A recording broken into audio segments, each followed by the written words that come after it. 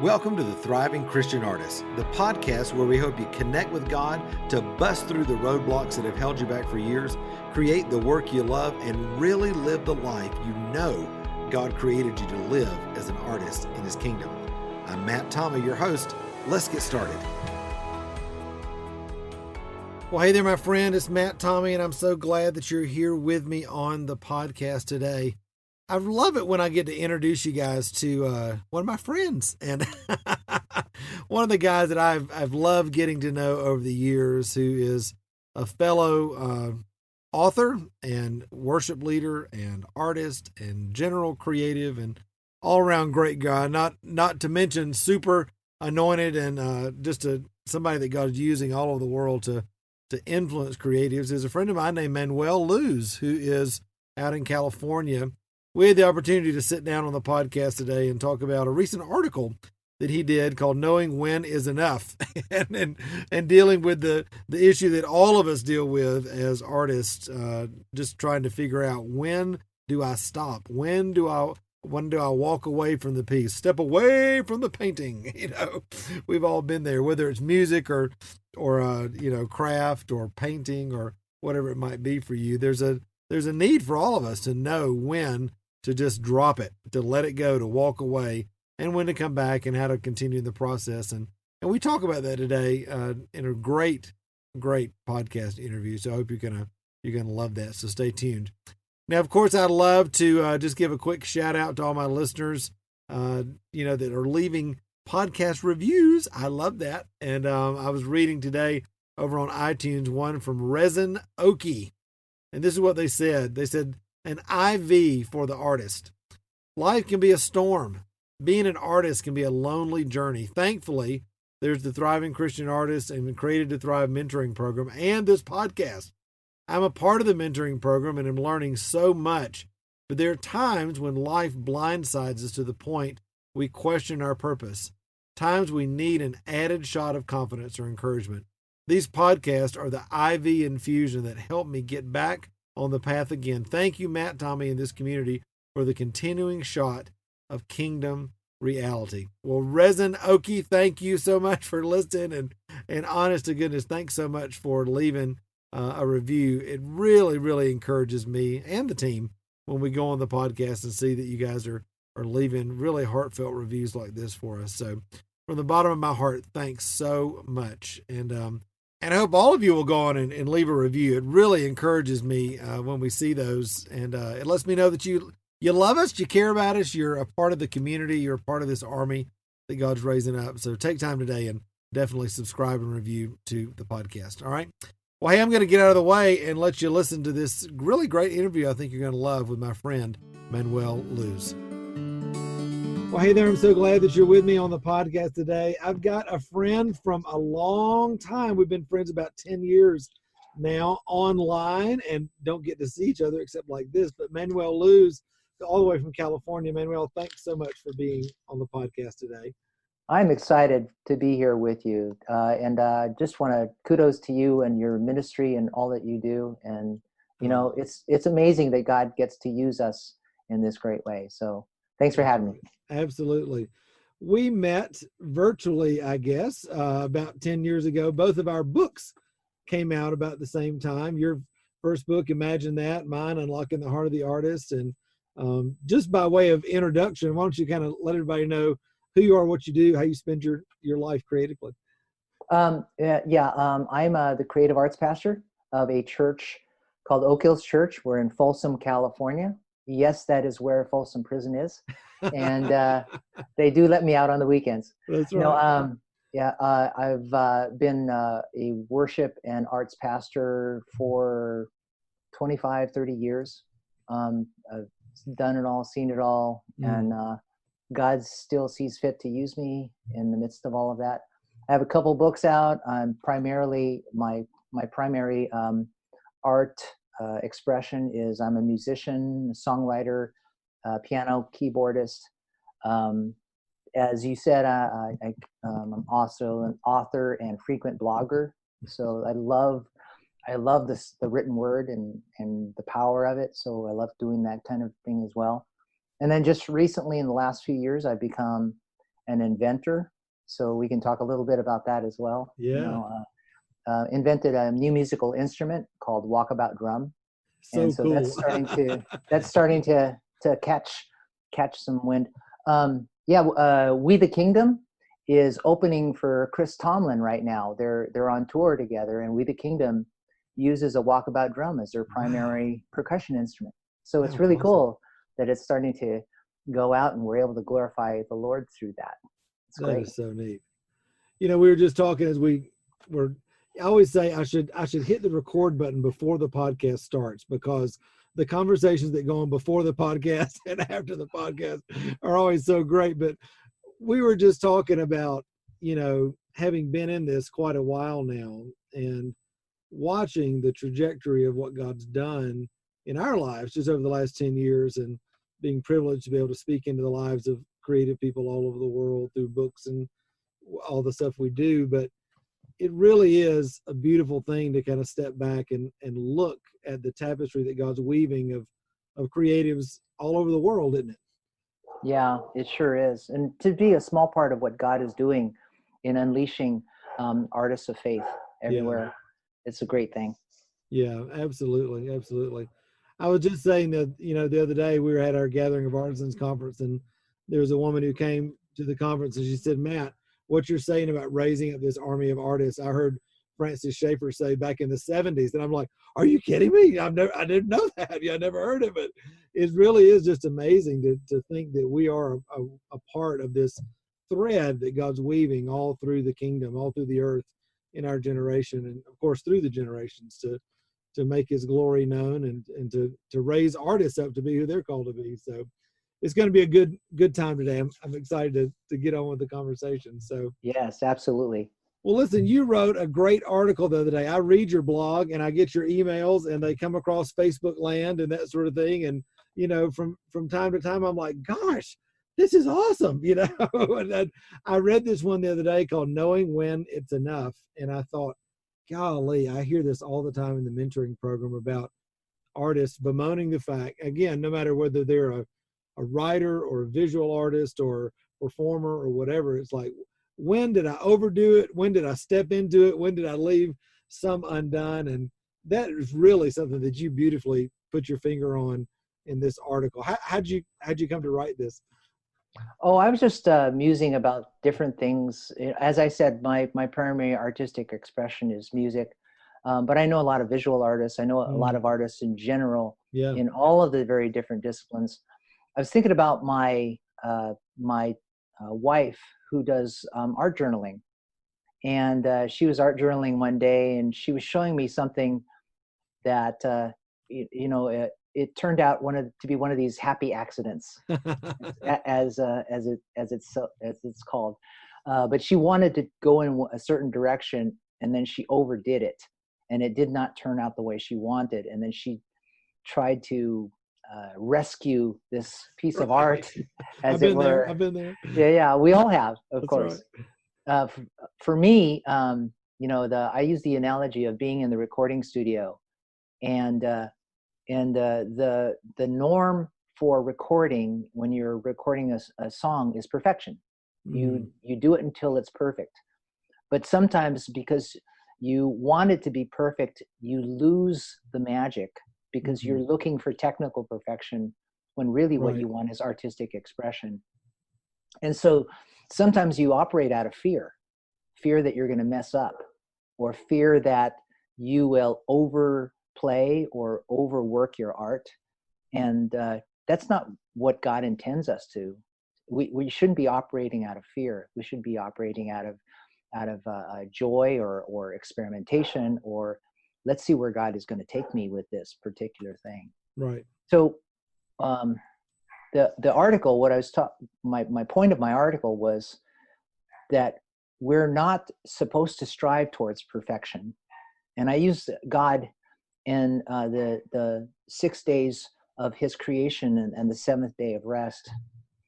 What we should really be striving for as artists is something that is good. As God looked, he looked at it and he said, this is good. So good in the sense that not perfect, but perfectly pleasing to the Lord. That's something that's really what we should be striving towards more than anything. And it's a distinct, subtle but distinct difference, I think. And I think that if we strive not for perfection, but for something that is good in the eyes of God, I think that would be a lot more freeing to all of us. Right.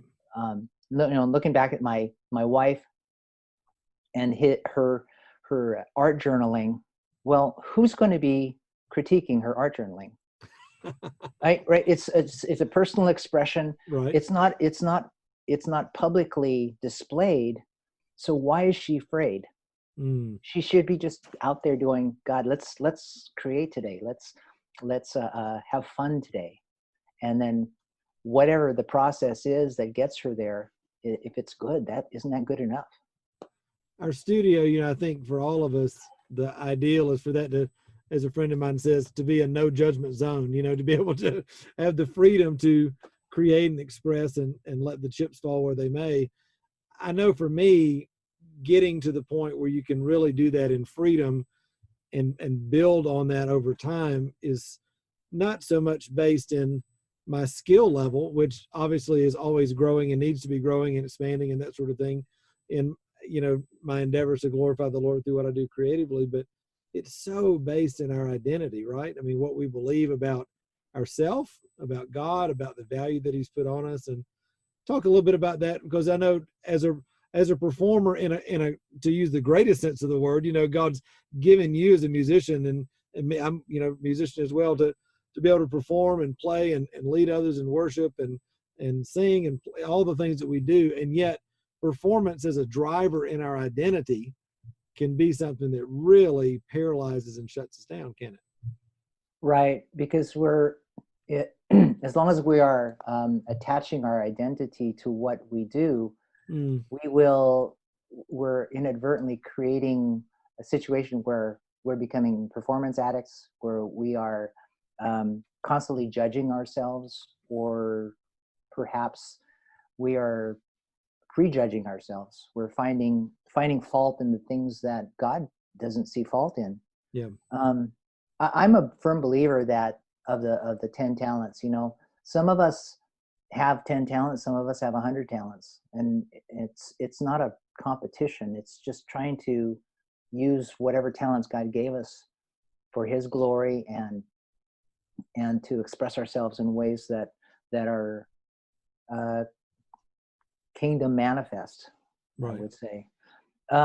I often tell my teams of artists at church, what is really the goal? The goal is not necessarily to put out a great product, although I think greatness can happen. I think the goal is to put a smile on God's face. And if you walk away and you think, I felt the smile of God today, yeah, then that's a good thing. That's really where you need to be. And then if that's the case, then it's so much bigger than just the art, right? It's the condition of your soul. Right. It's your ability to be selfless in that. Am I giving for the right reasons? It's our motivations. All of that is all wrapped up in that. Yeah, just living life in general. I think, am I being faithful and diligent to what God's called me to do? And then can I release the results of that to him? Because he's the one that brings the increase, that brings the fruit, that does whatever he's going to do with what we offer. And I think so many times we do tie our identity to what we think should be the fruit of whatever we've produced. And the fruit really is the relationship. It's the journey of walking with him in this.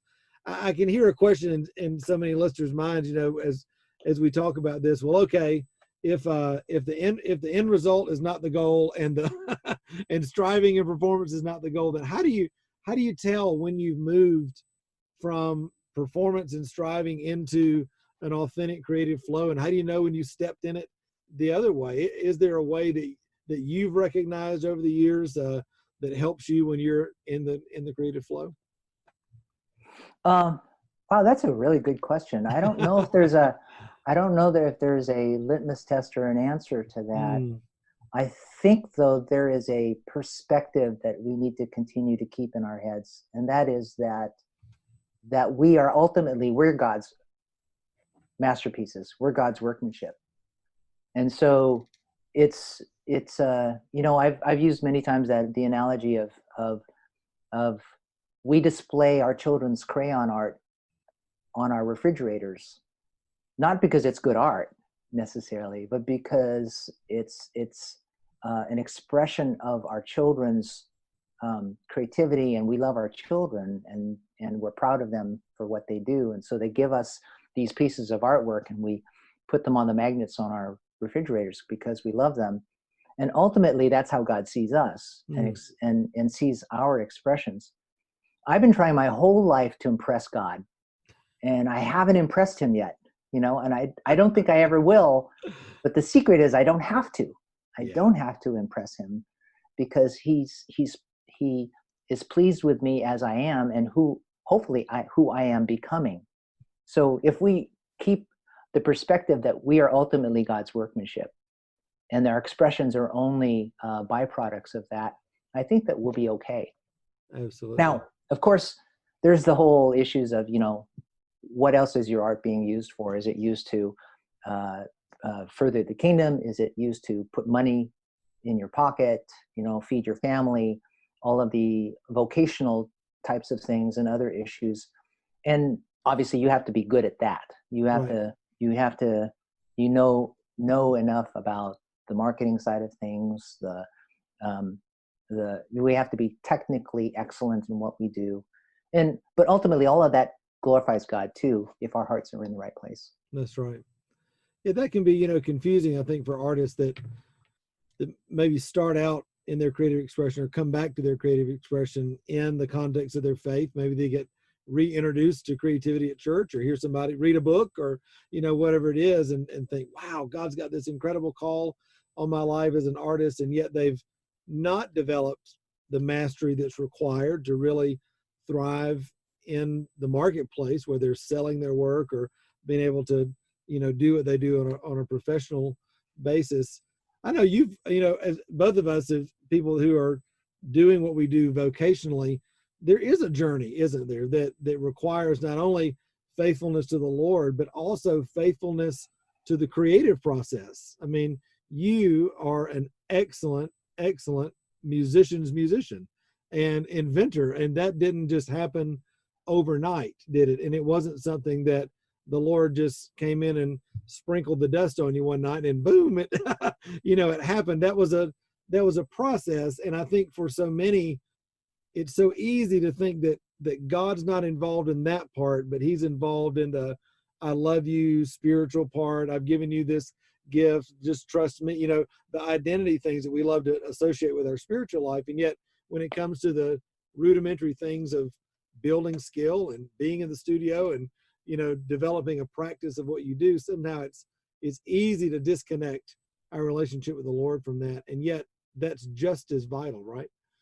Right. I'm very much a proponent of that 10,000 hour rule. We will become extraordinarily excellent at what we do if we continue to do what we do and are diligent in it.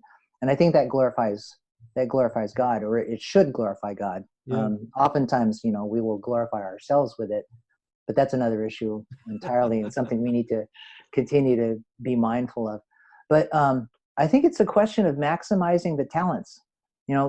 God did give me a predisposition towards music, and I think that was God given. But now I've got the responsibility of stewarding that gift and maximizing that. And so that means practicing. That means getting better at my craft and paying attention to that which God gives me, and even to the point of listening to other people, getting better at what I do, taking classes, learning, being a lifelong learner. That's a big thing, especially for those of us who are getting older and you think you got it down. There's always something new. That's right.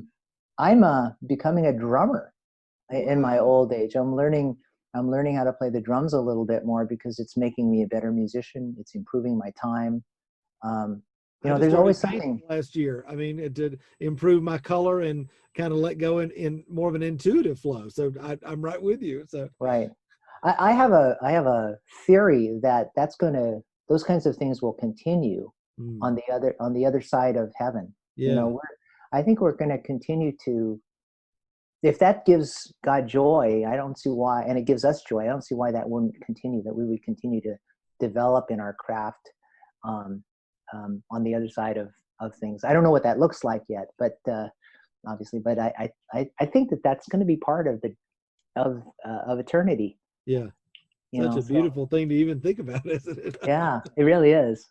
It You can know, be. in the article, you talk about, God created the heavens and the earth, goes through the 6 days of creation, and then on the seventh day he rested and he said, this is good.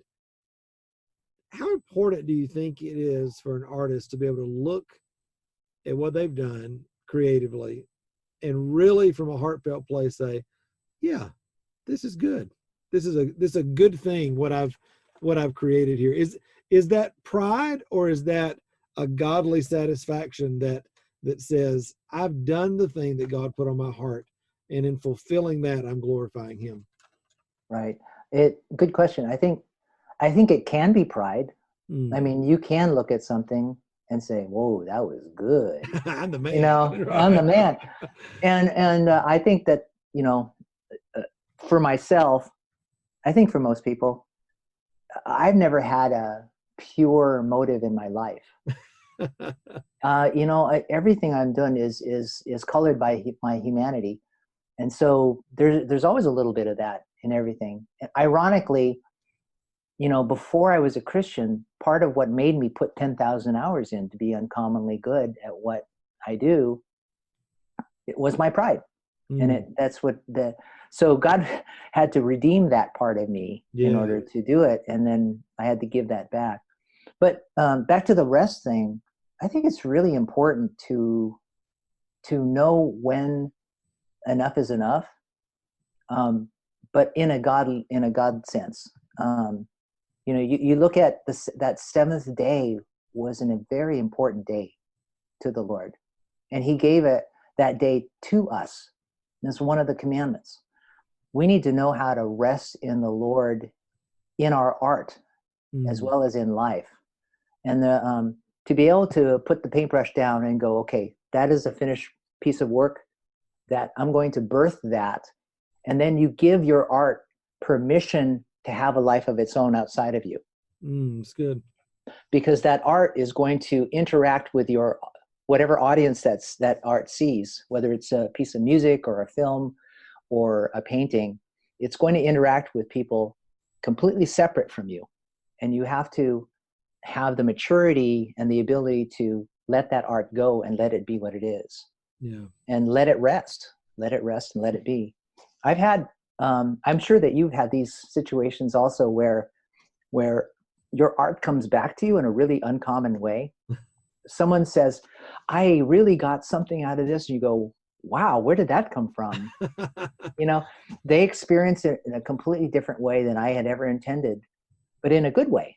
And that was okay, because that art had a life of its own, and it was able to communicate something, or at least God was able to use it to communicate something to somebody.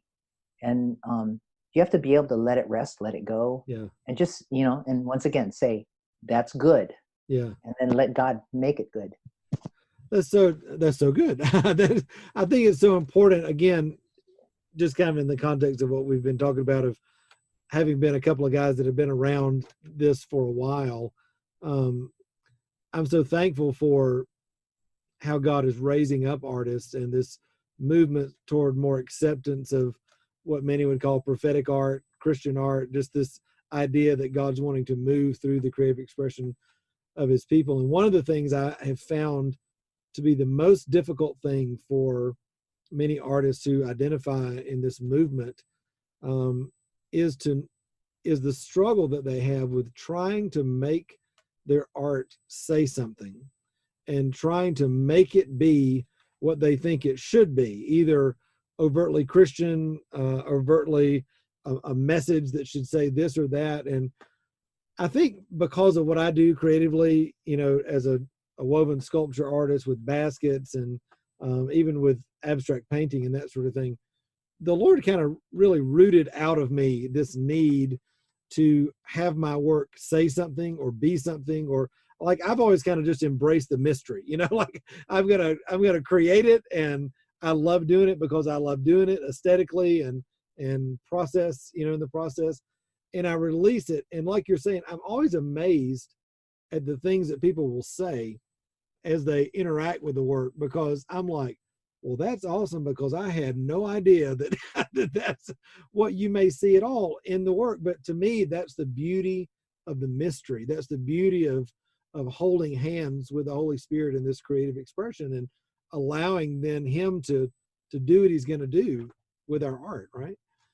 Have you ever had the situation where you encounter a piece of art that you had made, but it had been a while that you had interacted with it, and then it hits you in a completely different way yourself? Absolutely. And you go, oh my gosh, that piece of art, I was a part of creating that, and now it's hitting me in a completely different way than I had before.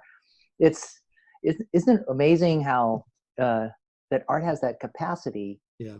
I'm like, did I just speak to myself in a way that I didn't even know that or how does that even work? But but yeah, to be able to, as you say, release the art because it has something to say quite apart from who you are, and it's okay. Because God's going to use it. That's right. Well, listen, God sure is using you, and he's used you in my life, and all the incredible things that you have written, continue to write, and the music that you create, and just loving on people and being who God's created you to be. It's such a gift to call you a friend, and to be able to talk to you today and share what you're doing with my listeners. So, Manuel, thank you so much for being on today. And where's the best place people can connect with you if they want to continue the conversation with you? Certainly. Thank you. My blog site, and I'm a frequent blogger, manuelluz.com, MANUELLUZ.com. Would really appreciate it if I could plug the Walkabout Drum, walkaboutdrum.com. Go check that out, and especially if you're a musician, you might want to take a look at that and see what that's all about. And then I have music on iTunes and cdbaby.com, and then I've got the two books, Imagine That and Honest Worship. So you can get that on Amazon or whatever, it's cheap. Good stuff. Yeah. Yeah, they keep reducing. We got to write more books because they keep reducing our prices. See, that's how you have to. I had an artist friend of mine the other day. She said, well, I finally made it. I was like, oh, really? She said, yeah. I went to the Goodwill, and there was one of my pieces somebody had taken to the thrift store. I'm oh my gosh! Well, we'll all get there someday. I've been there. I've found CDs of mine in the used bins. It's funny. I love it. Well, keeps us humble and honest, right? That's right. That's right. Well, Manuel Luz, thank you so much for being a guest on the podcast today. And folks, you can check out all the websites he mentioned. You can even get a link to the article that we're talking about today on Knowing When Is Enough. It'll really, really be a blessing to you. And I hope you'll definitely check out those resources today. Manuel, thanks for being on. Thank you so much for having me, and God bless you. Hey, thanks so much for spending a few minutes with me today on the podcast. Listen, I hope it's been a huge encouragement to you on your journey as an artist. Hey, also, before you leave, make sure to hit the subscribe button so you don't miss any of the other episodes of the Thriving Christian Artist podcast. And also, be sure to connect with me on Facebook, Instagram, or at my website, which is matttommeymentoring.com. Until next time, remember, you were created to thrive. Bye-bye.